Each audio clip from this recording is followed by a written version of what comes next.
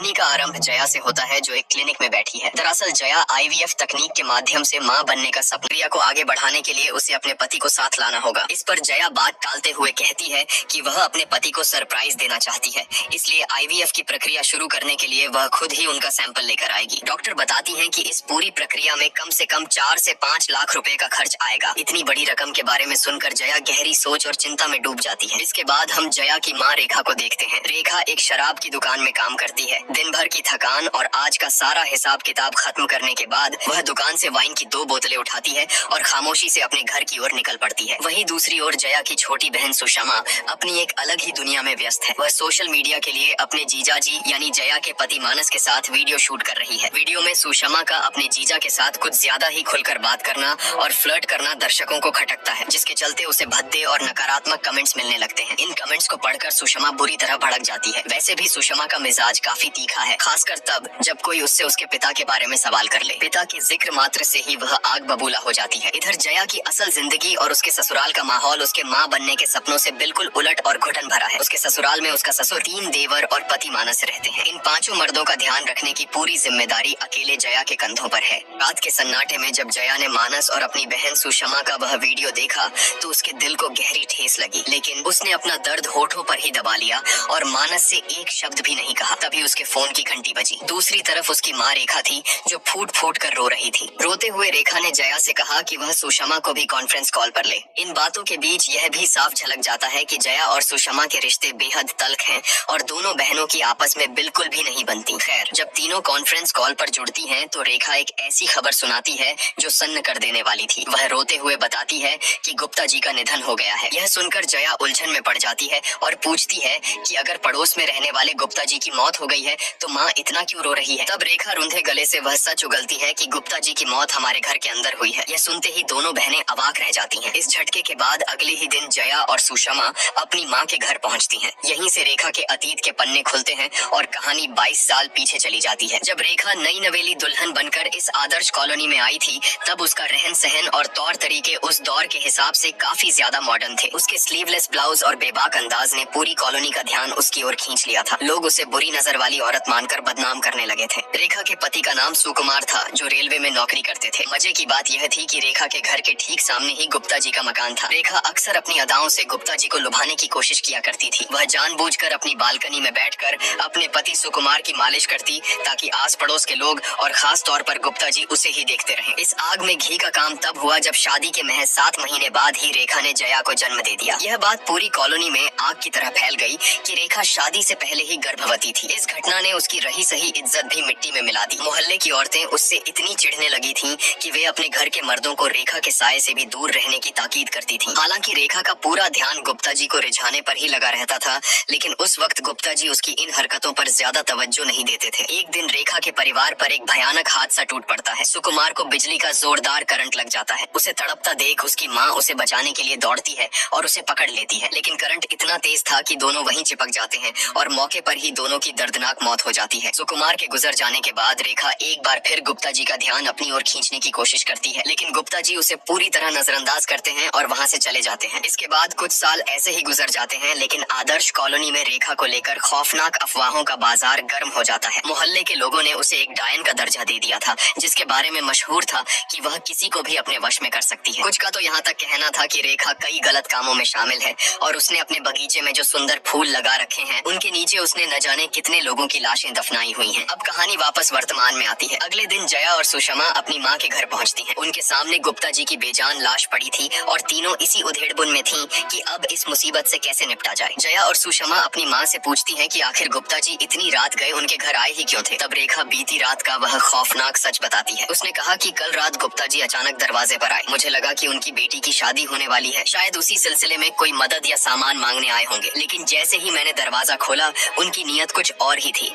रेखा ने बताया कि गुप्ता जी ने उसे पकड़ने की कोशिश की और वह खुद को बचाते हुए अंदर भागी। गुप्ता जी उसके साथ जबरदस्ती करना चाहते थे। खुद की आबरू बचाने की इस जद्दोजहद में रेखा ने उन्हें जोर से धक्का दे दिया। गुप्ता जी जमीन पर गिरे और उसी पल उनकी मौत हो गई। पूरी बात सुनने के बाद जया ने समझदारी दिखाते हुए कहा कि अगर रेखा ने यह सब कुछ अपने बचाव में किया है तो उसे जेल नहीं होगी, इसलिए उन्हें पुलिस के पास जाकर सब सच बता देना चाहिए। लेकिन रेखा इस बात से साफ इनकार कर देती है। उसका कहना था कि कॉलोनी में उसकी जो बदनाम छवि है उसे देखते देखते हुए पुलिस उसकी बात पर कभी यकीन नहीं करेगी। सुषमा भी अपनी माँ की बात से सहमति जताते हुए कहती है कि पुलिस उनकी इस कहानी को नहीं मानेगी, इसलिए उन्हें खुद ही कोई दूसरा रास्ता खोजना होगा। तभी रेखा एक खतरनाक सुझाव देती है। वह कहती है कि कल वे लोग मिलकर गुप्ता जी की लाश को नहर में फेंक आएंगे, लेकिन सुषमा को इसमें भी खतरा नजर आता है। वह कहती है कि गुप्ता जी की पत्नी उन्हें ढूंढने की पूरी कोशिश करेगी और इससे बात बिगड़ सकती है। दृश्य बदलता है और हम गुप्ता जी की पत्नी को देखते हैं। सुबह सुबह वह अपने पति को घर में ढूंढ रही है। जब वह नहीं मिलते तो वह अनजाने में यही सोचती है कि शायद वह रोज की तरह जॉगिंग पर गए होंगे।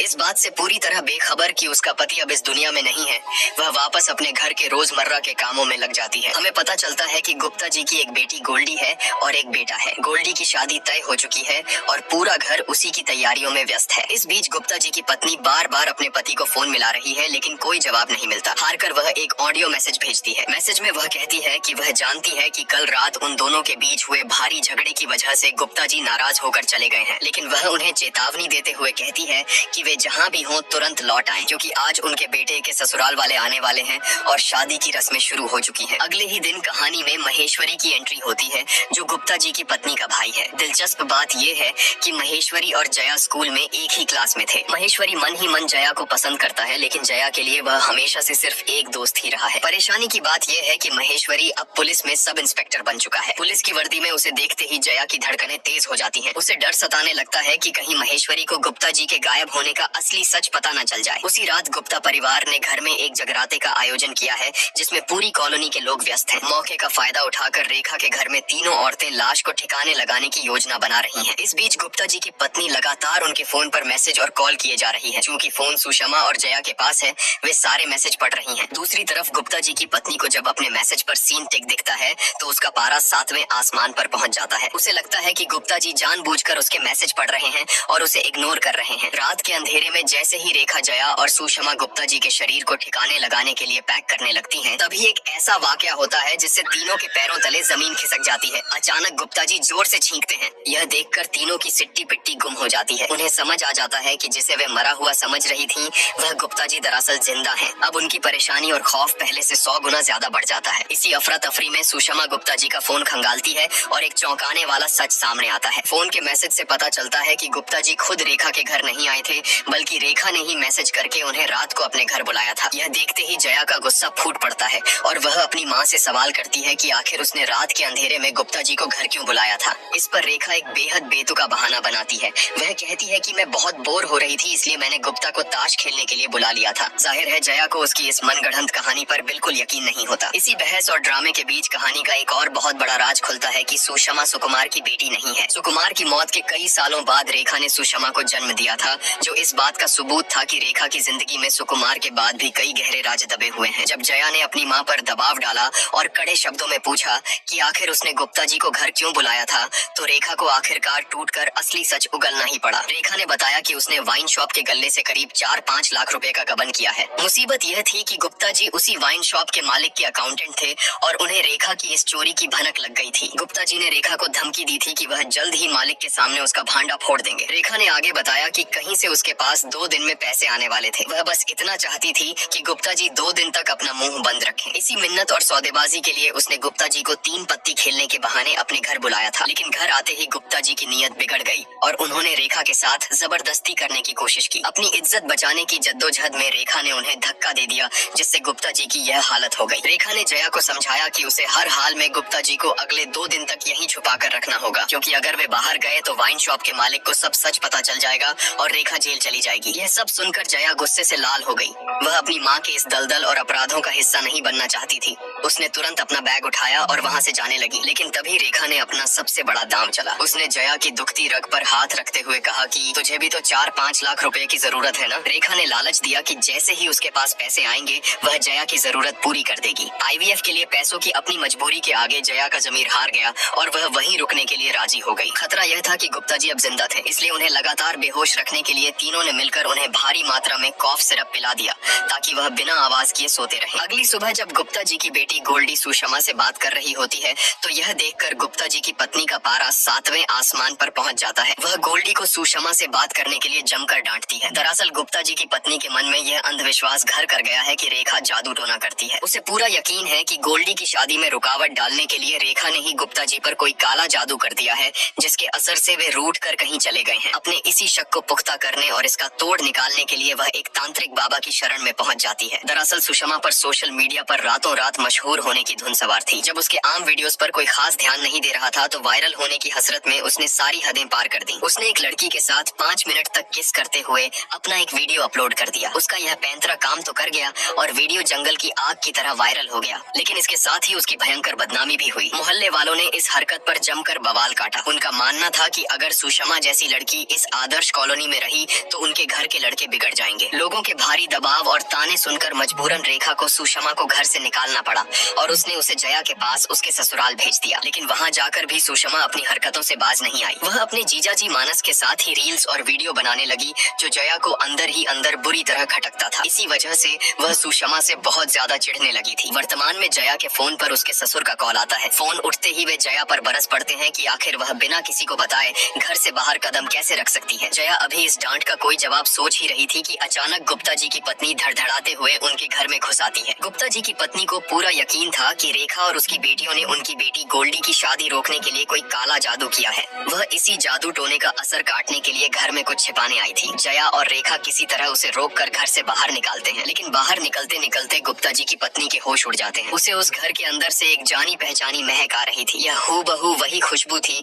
जिस तेल को गुप्ता जी अपने बालों में लगाते थे। यह सूंघते ही उसका शक पुख्ता हो जाता है कि गुप्ता जी जरूर इस घर में आए थे। अपने इसी शक को दूर करने के लिए गुप्ता जी की पत्नी अपने भाई महेश्वरी से कहती है कि वह जया के साथ अपनी पुरानी दोस्ती का बहाना बनाकर उस घर के अंदर जाए और सुराग ढूंढे। महेश्वरी अपनी बहन के कहने पर जया के घर पहुंचता है, लेकिन जया बहुत चालाकी से उसे दरवाजे पर ही रोक देती है। वह बहाना बनाती है कि उसे अपने पुराने स्कूल जाना है। महेश्वरी उसे अपने साथ स्कूल ले जाता है, जहां दोनों बचपन की पुरानी यादें ताजा करने लगते हैं। स्कूल से लौटने के बाद महेश्वरी जया को वापस घर छोड़ने आता है, लेकिन वहाँ पहले से ही एक नया बखेड़ा खड़ा था। जया का पति मानस वहाँ पहुँच चुका था। जब मानस अपनी पत्नी को महेश्वरी के साथ आते देखता है तो जलन और गुस्से से तिलमिला उठता है। घर के अंदर घुसते ही मानस जया पर सवालों की बौछार कर देता है और पूछता है कि आखिर वह अपने मायके में क्यों रुकी हुई है। स्थिति को बिगड़ता देख रेखा तुरंत बीच बचाव करती है। वह मानस से झूठ कहती है कि उसने ही जया को यहाँ रुकने के लिए कहा था, क्योंकि वह अपनी जिंदगी में बहुत अकेलापन महसूस कर रही थी और उसके पास अपना दर्द बांटने या बात करने के लिए कोई नहीं था। रेखा की भावुक बातें सुनकर मानस का दिल पिघल जाता है। जब रेखा कहती है कि वह आज रात मानस की पसंद का चिकन बनाएगी तो मानस तुरंत वहीं रुकने का फैसला कर लेता है।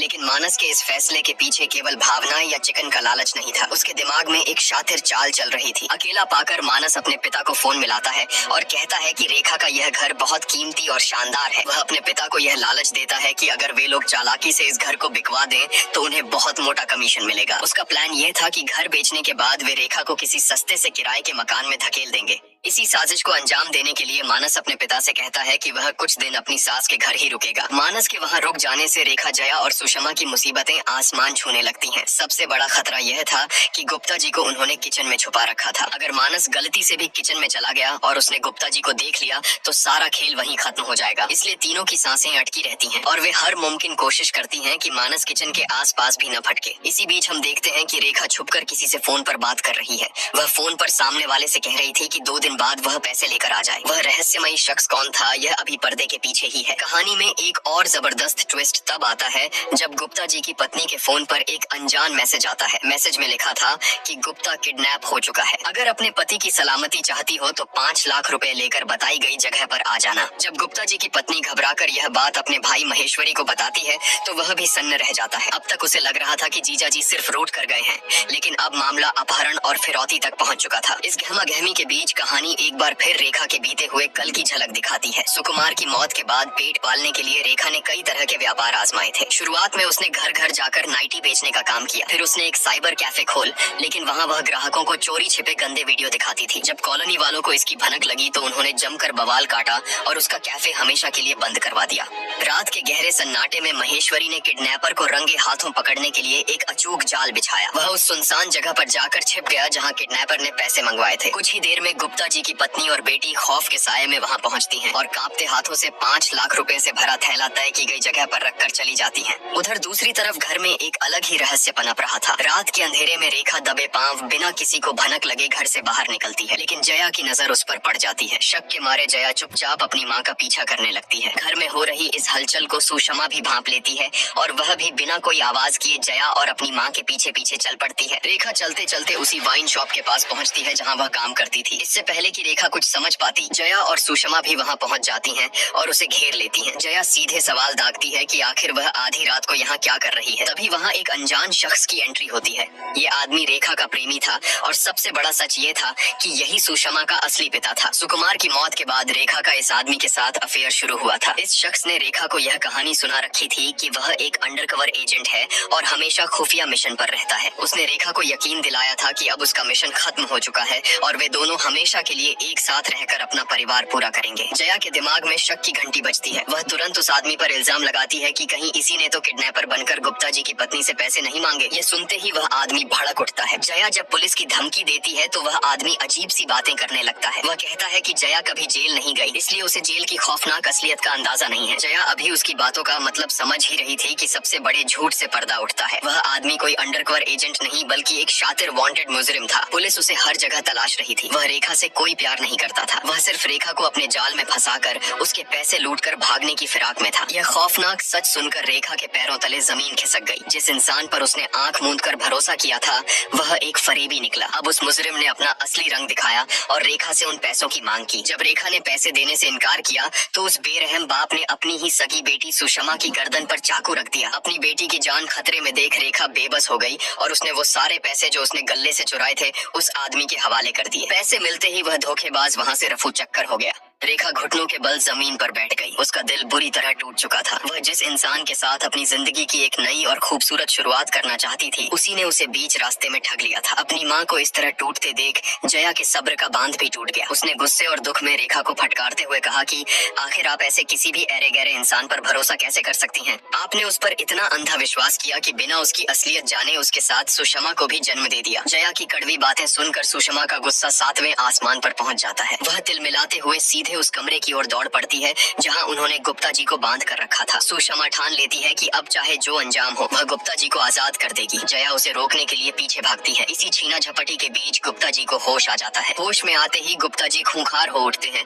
और उन दोनों पर बुरी तरह हमला कर देते हैं। खुद को और अपनी बहन को बचाने की जद्दोजहद में जया पास ही रखा एक भारी नारियल उठाती है और पूरी ताकत से गुप्ता जी के सिर पर दे मारती है। जोरदार वार से गुप्ता जी धड़ाम से जमीन पर गिरते हैं और एक बार फिर बेहोश हो जाते हैं। लेकिन यह सारा हंगामा और हाथापाई की आवाजें बाहर खड़े मानस के कानों तक पहुंच जाती हैं। उसे एक मर्द की आवाज साफ सुनाई देती है। वह बाहर से जया को आवाज लगाता है और उस पर एक बेहद शर्मनाक और नीच इल्जाम मढ़ते हुए कहता है कि मुझे अंदर से किसी मर्द की आवाज आ रही है। पक्का तू अंदर किसी गैर मर्द के साथ रंगरलियां मना रही है। अपने ही पति के मुंह से अपने चरित्र पर यह लांछन सुनकर जया के भीतर सालों से उबल रहा ज्वालामुखी आखिरकार फट पड़ता है। वह बाहर आती है और मानस को तुरंत वहाँ से दफा हो जाने के लिए कहती है। मानस इस बगावत को देखकर सन्न रह जाता है और अपनी मर्दानगी की अकड़ में धमकी देता है कि अब वह आइंदा जया को कभी अपने घर वापस नहीं ले जाएगा। इस पर जया एक ऐसी दहाड़ मारती है जिसने मानस के होश उड़ा दिए। वह कहती है कि मुझे तुम्हारे साथ वापस आना भी नहीं है। तुम एक नंबर के घटिया, नीच और गिरे हुए इंसान हो। जया आज रुकने वाली नहीं थी।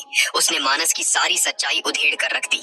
उसने चिल्लाते हुए कहा कि हमें आज तक बच्चा मेरी वजह से नहीं तुम्हारी वजह से नहीं हो रहा है। कमी तुम में है। तुमने शराब पी पी कर अपना शरीर और अपनी सेहत पूरी तरह खोखली कर ली है। तुम इतने बेशर्म इंसान हो कि अपनी ही पत्नी के सामने उसकी बहन पर बुरी नजर डालते हो और फ्लर्ट करते हो। तुमने मुझे कभी पत्नी का दर्जा दिया ही नहीं, बस घर की मुफ्त की नौकरानी बनाकर रखा है। जया रोते हुए वह सच भी उगल देती है जो उसने सालों से अपने सीने में दफन कर रखा था। वह बताती है कि उसने मानस से कोई प्यार व्यार नहीं किया था बल्कि समाज की झूठी इज्जत पाने के लिए यह समझौता किया था। दरअसल मानस जया की एक सहेली को देखने आया था लेकिन उसकी नीयत जया पर डोल गई। जब यह बात फैली तो समाज ने सारा दोष जया पर मढ़ दिया। अपनी माँ की तरह बदनामी का दाग लगने के खौफ से जया ने इस रिश्ते के आगे घुटने टेक दिए और मानस से शादी कर ली। वह सिर्फ बदनामी से बचने के लिए उसे झेल रही थी। लेकिन आज जया को समझ आ गया था कि इस घुटन भरे रिश्ते में रहकर वह कभी खुश नहीं रह पाएगी। उसने पूरे आत्मविश्वास के साथ मानस को घर से धक्के मारकर निकाल दिया और ऐलान कर दिया कि वह बहुत जल्द उसे तलाक के कागजात भेज देगी। भारी बेइज्जती के बाद मानस चुपचाप वहाँ से खिसक लेता है। मानस के जाने के बाद सुषमा रोते हुए जया के पास आती है। वह जया के गले लगकर सफाई देती है कि उसके और जीजा जी के बीच कोई गलत रिश्ता नहीं था। उसने कबूल किया कि वह बस सोशल मीडिया पर वायरल होने और व्यूज पाने की अंधी दौड़ में अंधी हो गई थी और इसीलिए वह मानस के साथ ऐसे भद्दे वीडियो बना रही थी। उसके दिल में मानस के लिए रत्ती भर भी कोई जज्बात नहीं है।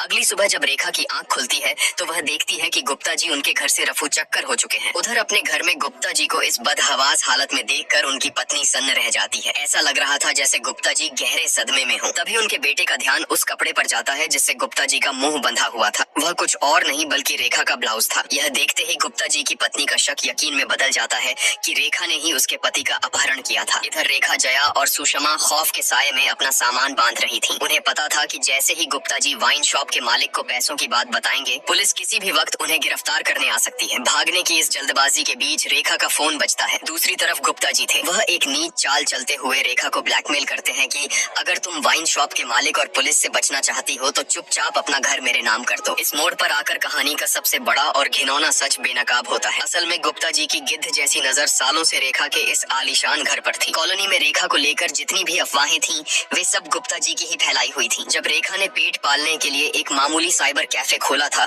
तो गुप्ता जी ने ही यह झूठी खबर उड़ाई थी कि वहाँ गलत काम होते हैं, जिससे लोगों ने कैफे बंद करवा दिया था। रेखा ने कभी भी गुप्ता जी को रिझाने की कोशिश नहीं की थी। ये सारे किस्से गुप्ता जी के खुराफाती दिमाग की उपज थे। उनका इकलौता मकसद रेखा को इतना बदनाम और लाचार कर देना था कि वह तंग आकर इस घर को छोड़ दे और गुप्ता जी इस पर कब्जा कर लें। यह कड़वा सच जानकर रेखा तनाव में आ जाती है, लेकिन एक माँ कभी हार नहीं मानती। वह अपनी बेटियों से कहती है कि तुम दोनों यहाँ से चली जाओ, मुझे जेल भी हो जाए तो कोई परवाह नहीं, लेकिन मैं यह घर उस लालची गुप्ता को कभी नहीं दूंगी। ये मेरा और मेरी बेटियों का घर है। रेखा की यह हिम्मत देखकर जया के दिमाग में एक जबरदस्त मास्टर प्लान आता है। इत्तेफाक से उस दिन गुप्ता जी का पूरा परिवार एक फंक्शन के लिए बाहर गया हुआ था। मौके का फायदा उठाकर वे तीनों तैयार होती हैं और गुप्ता जी को अपने घर बुलाती हैं। गुप्ता जी की ठरक का फायदा उठाते हुए वे उनके साथ फ्लर्ट करती हैं। गुप्ता जी डांस देखने की फरमाइश करते हैं तो वे तीनों डांस भी करती हैं और गुप्ता जी की मालिश भी करती हैं। लेकिन गुप्ता जी इस बात से पूरी तरह बेखबर थे कि कमरे में एक खुफिया कैमरा लगा हुआ है। जया तुरंत वह वीडियो रिकॉर्ड करके महेश्वरी और गुप्ता जी की पत्नी को भेज देती है। वीडियो देखते ही गुप्ता जी की पत्नी आग बबूला होकर वहां पहुंचती है।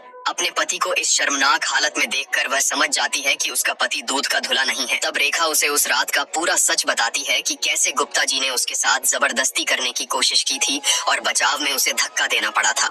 जब तीनों औरतें गुप्ता जी को धमकी देती हैं कि अगर उसने वाइन शॉप वाले को कुछ बताया तो वे ये वीडियो वायरल कर देंगी, तब गुप्ता जी पूरी बेशर्मी से हंसते हुए कहता है कि कर दो वायरल, मेरा कोई कुछ नहीं बिगाड़ पाएगा। समाज में जब भी कुछ गलत होता है, बदनामी हमेशा औरत की ही होती है, मर्द का कोई बाल भी बांका नहीं कर सकता। लेकिन इस बार गुप्ता जी का यह पैंतरा काम नहीं आया। उनकी यह बात सुनकर रेखा, जया और सुषमा जोर जोर से हंसने लगती हैं। अब उन्हें इस बात से रत्ती भर भी फर्क नहीं पड़ता था कि यह दोमुहा समाज उनके बारे में क्या सोचता है। गुप्ता जी की पत्नी भी अब अपने पति की असलियत जान चुकी थी, लेकिन अपनी बेटी की शादी टूटने के डर से वह चुपचाप गुप्ता जी को अपने साथ वहां से ले जाती है। आखिर में कहानी एक झकझोर देने वाले और मजेदार ट्विस्ट के साथ खत्म होती है। क्या आपको याद है कि किडनैपर बनकर 5 लाख रुपए किसने लिए थे? वह कोई और नहीं बल्कि गुप्ता जी की अपनी बेटी गोल्डी थी। दरअसल गोल्डी ये शादी करना ही नहीं चाहती थी। उसे अपना करियर बनाना था और एक कॉन्टेस्ट में हिस्सा लेना था, जिसके लिए उसे 5 लाख रुपयों की सख्त जरूरत थी। जब उसके पिता गायब हुए तो उसने मौके पर चौका मारा, किडनैपर बनकर अपने ही परिवार से पैसे ऐंठे और उसी पैसों से कॉन्टेस्ट में जाकर जीत भी हासिल की। यह शानदार और मजेदार सच सुनकर रेखा, जया और सुषमा की हंसी रोके नहीं रुकती। अब वे तीनों समाज की परवाह, पाबंदियों और डर से पूरी तरह आजाद होकर अपनी जिंदगी अपनी शर्तों पर जीने लगती हैं। दोस्तों, सच सच बताना, क्या कहानी देखते समय किसी ने भी अंदाजा लगाया था कि असली किडनैपर